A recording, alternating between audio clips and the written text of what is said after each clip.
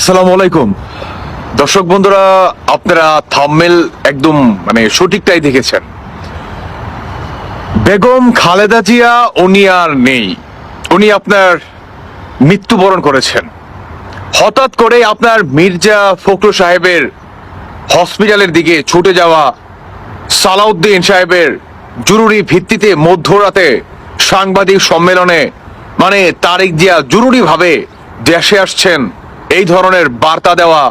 Even আপনারা জানেন যে গতকালকে সন্ধ্যা সময় বেগম খালেদা জিয়াকে আপনার জরুরি ভিত্তিতে তাকে লাইফ সাপোর্টে রাখা। এখন লাইফ সাপোর্টে কেন রাখছে আপনারা খুবই ভালো জানেন। লাইফ সাপোর্টে তাকেই রাখা হয় যার নাকি ভিতরে কোনো কাজ করে না, শরীরটাকে বা দেহটাকে বা ফুসফুসটাকে আপনার জীবিত রাখার জন্যই লাইফ সাপোর্টে দেওয়া।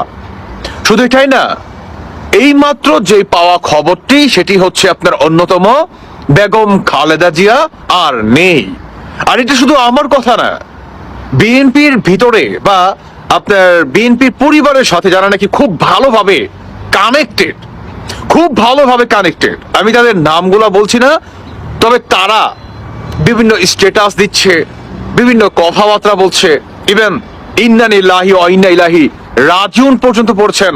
এখন অনেকেই বলতে পারেন যে তুষার ভাই, তাহলে সেটা গণমাধ্যমে কেন প্রকাশ করা হচ্ছে না?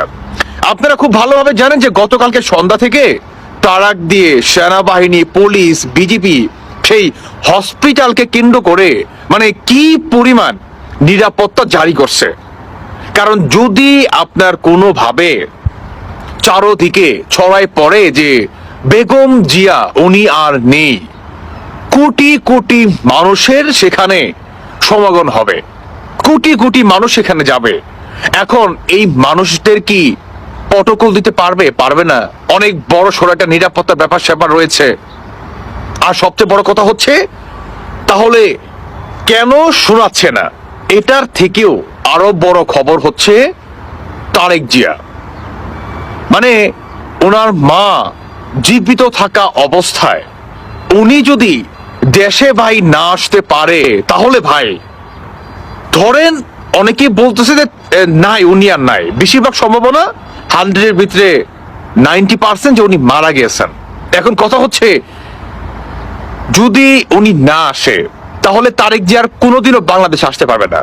ইভেন বিএনপির ভিতরে চরম আকারের একটা ফাটল ধরবে, সেই ফাটল হবে বিএনপির চিরবিদায়, ওইখানেই শেষ। যেমন বঙ্গবন্ধু শেখ মুজিবুর রহমান